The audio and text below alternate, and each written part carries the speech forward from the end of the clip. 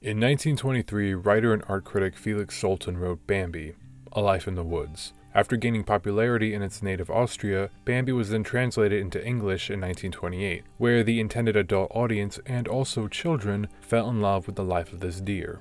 Because of the book describing the beauty of the Austrian forests and the sympathy Salten gives to the animals that live there, Bambi is considered by some to be one of the first environmentalist novels ever written, which is a bit of a coincidence considering as the writing of this script, the Amazon forest is on f***ing fire!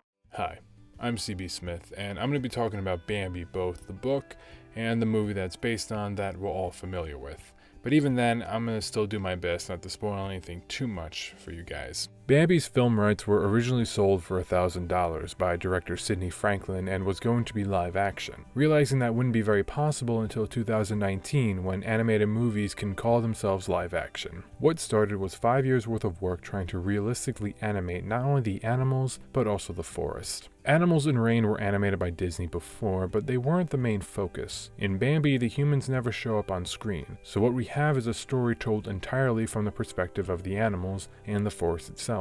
Disney's Bambi's backgrounds were developed by Chinese-American artist Tyrese Wong, who was inspired by watercolor art from the Song Dynasty 1,000 years ago. What is made here is a great adaptation of Salten's descriptions of the forest, which was simplistic in its wording, but at the same time conveyed a lot of emotion. In that aspect, both book and movie is full-on nature porn. The yellow bird rejoiced.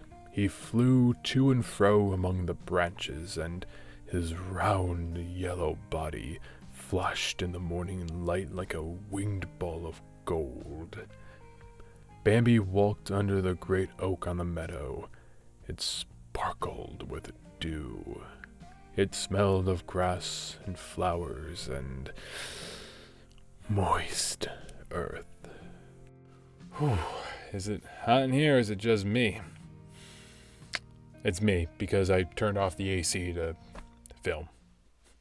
Now, when it comes to adapting works, whether it be fairy tales or novels, Disney definitely follows the idea of what they are making is a Disney movie first, then an adaptation second. There isn't much I could find on Salten's opinion of the movie, but he was known to refer to it as Disney's Bambi, to differentiate from his work. But Pamela Travers, author of the Mary Poppins novels, was very vocal about Disney's portrayal of her work, where she ended up crying at the movie's premiere, thinking to herself, what have they done? When writing Bambi, Salten intended for an adult audience. It just so happened that children were enjoying it as well. Disney did what Disney does, and adapted Bambi with children in mind. What this means is the events that happen in the book do happen, but with more color and even more importance is put on what were otherwise minor scenes in the book. Bambi's mom doesn't just give birth to Bambi with a few animals passing by. It becomes an event that everyone is there to see.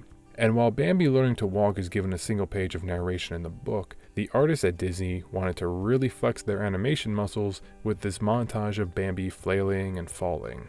Disney also gave Bambi some friends like Thumper and Flower. In Salten's book, it's Bambi's mom that teaches Bambi everything from the names of the other animals in the forest to how to walk and where to go to avoid danger. There are also scenes in the book where Bambi and his mom are playing out in the meadow. Nearly all of the scenes involving Bambi and his mom were now given to Thumper.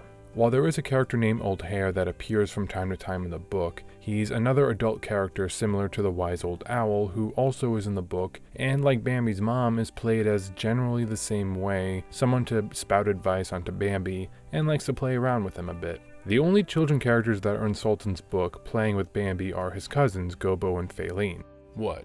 Disney didn't mention that Bambi's love interest was also his cousin? I mean, it was not mentioned.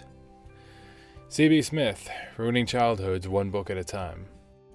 It's at this point in the story where in the book, Bambi is spending more time away from his mom, and more time either alone or with his cousins. A lot of times they play around or talk and figure out what the word danger means, since as children they only know danger as a word and something vague to be careful of. Then as they get older, they hear the adult deer talk about him.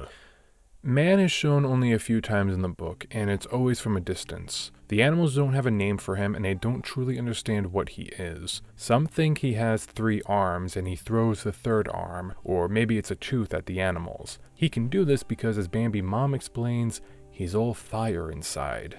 In the movie, you don't see Man, but you know of his presence.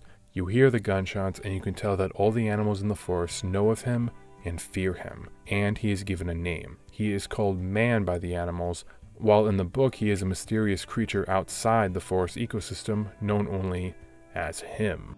Which means it's time to talk about Bambi's mom. This is my warning.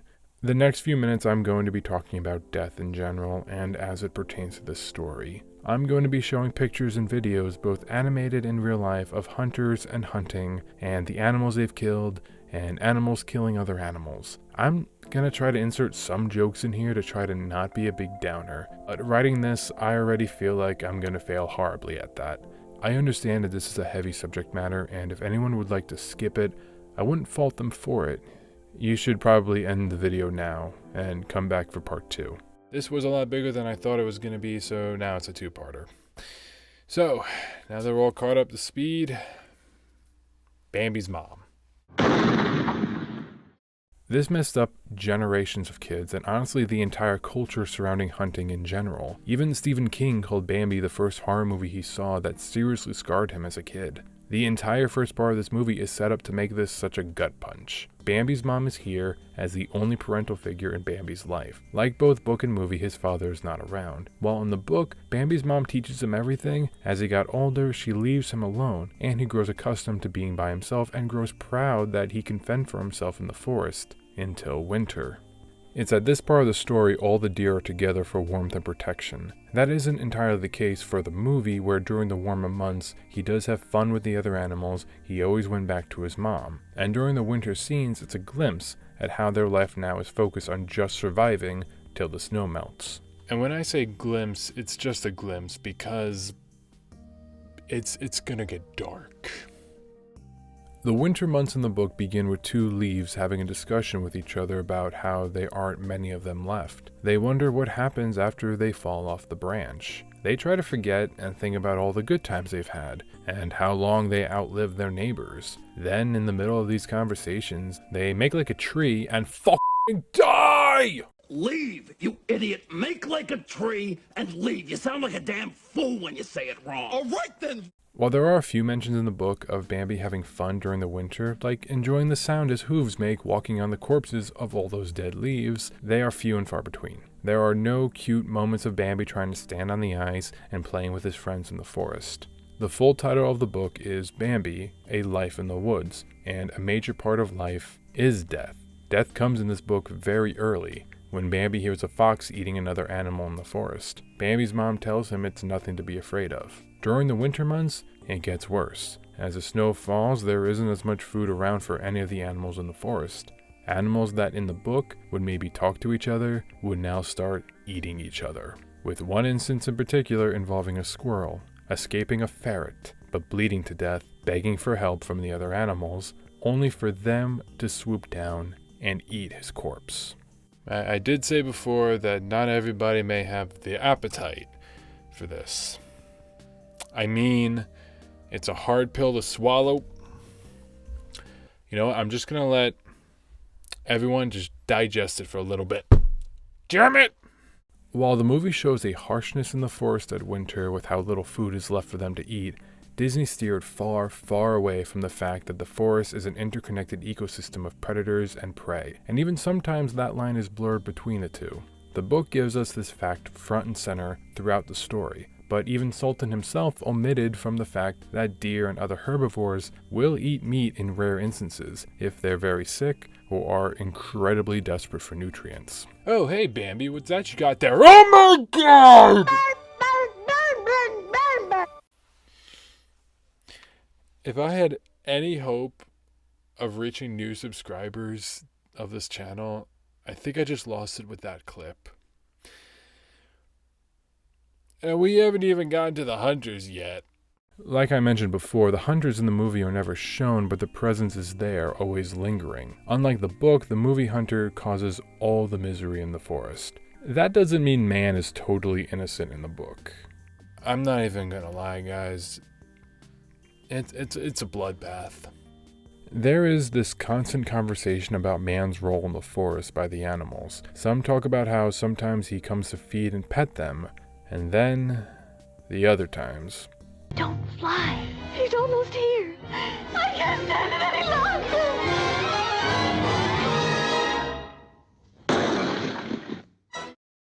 We get hunters by themselves stalking in the forest. We get them mimicking deer calls to lure them out. We also get a technique called batu, where animals are chased out by groups of hunters, beating the trees with sticks, and dogs leading them out. It was used long ago for fox hunting, but it is mostly used nowadays to hunt wild boar, mostly in France. All of this culminates in some of the most violent, heart-wrenching moments I've read in a book in a very long time. Once the hunters enter the novel, it stops feeling like the innocent, calming nature book you started out with, and is now a story of suspense and horror. Even depicting the hunters sometimes as good people, the overwhelming amount of time it's danger for the animals and death. You would think hunters would hate this book. You killed my mother! Sucks to be you. And yet, hunters like the book. And we're going to be talking about that and the legacy of this little book and the movie that inspired it in the next episode.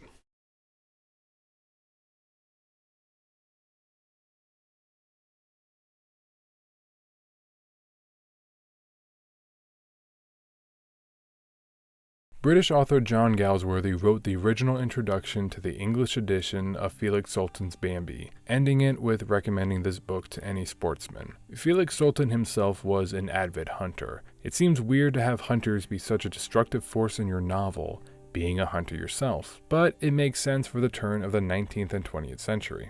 The history of nature conservationism in America at least began with President Theodore Roosevelt. There's a joke with history buffs that Teddy made nature reserves just so he has a place to shoot things, and that's not that far off the marker. He wrote memoirs over the years, including some stories of hunting deer, but also having one as a pet, he put a little collar on with a bell. Hunters, even big game trophy hunters in the beginning, were some of the forerunners in conserving nature, stemming from this idea that man has connected and colonized most of the world at this point, and it's now the job of man to preserve that world. The Amazon rainforest, often called the planet's lungs, is struggling to breathe. Hunters like the book, but you know who really hated the book? The Nazis. Felix Salten's name was actually Sigmund Solzmann. He was Jewish, and his family moved to Vienna, Austria, after the city had this super liberal progressive idea of giving Jewish citizens equal rights. That lasted for about 50 years when Austria was annexed and joined Nazi Germany in 1938, where Bambi was banned and burned, making original Austrian first editions of the book hard to find. Salten moved out into Switzerland, where he lived rather peacefully till his death in 1945. While hunters and non-hunters enjoyed the book, the opposite cannot be true for the movie. Some hunters hated the movie when it came out, and that hate only grew over the years. The first most vocal was editor of Outdoor Life magazine Raymond Brown, who wanted a disclaimer put in the beginning of the movie that the hunters in the movie don't follow the conservation laws at the time. He didn't get a lot of support for a Disney boycott, but there was a negative outlook on the movie. But you know who really liked the movie? The Nazis. That's not entirely true. In 1938, before World War II, Roy Disney was trying to sell Snow White to Germany's Ministry of Propaganda to allow the movie to be shown in German theaters. It was eventually approved after some backlash that there were too many American movies in German theaters, overshadowing the supposedly superior movies made in Nazi Germany. Nevertheless, Snow White became one of Hitler's favorite movies. Being based on a German fairy tale, he believed it showcased the ideal type of Germany that he wanted to create. A Germany that was under the reign of a ruthless, vain authoritarian leader that had no qualms ordering people to kill children. I think you succeeded in that, Hitler. While there's no proof that he liked Bambi in particular, he was known to have Disney's movies sent to him privately. In 2006, watercolor paintings were discovered to have been painted by the man himself. There's a great irony to be had that the idea of German exceptionalism was being overshadowed by an American company influenced by Chinese art and based on stories written by Jewish authors, where now an entire award ceremony is presented for German artists based on that same author's work that you tried to erase from existence. What's the matter? Never seen a deer in the headlights.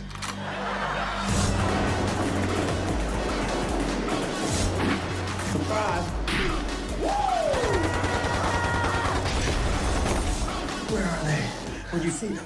Give me a sign. Here's the sign. Deer crossing, mother.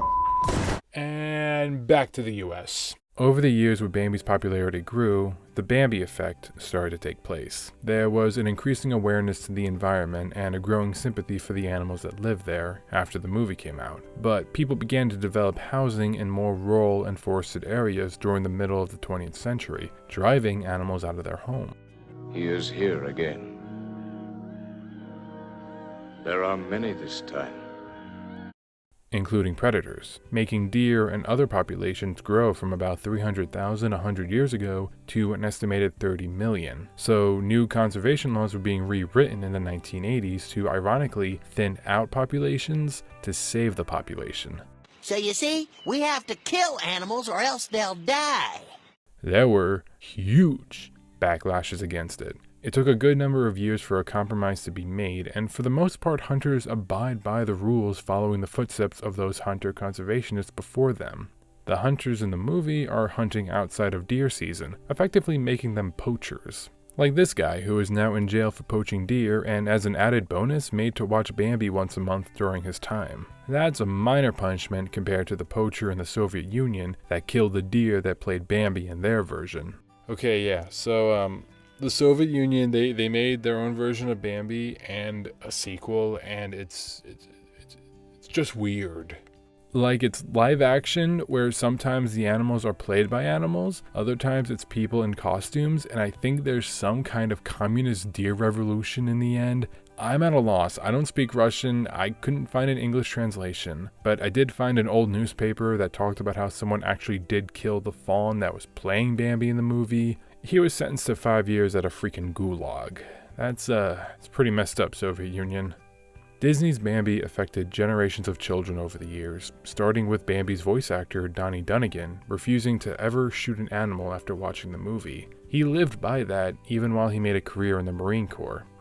That sentiment grew over the years. While the movie showed how fragile nature can be when man goes rampaging about, it was much more simplistic than the novel, which has hunters doing terrifying things that Disney never showed, but also showed that hunters are more of a part of the ecosystem than a disruptive force outside of it. There is a very poignant scene at the end that has Bambi begin to understand that.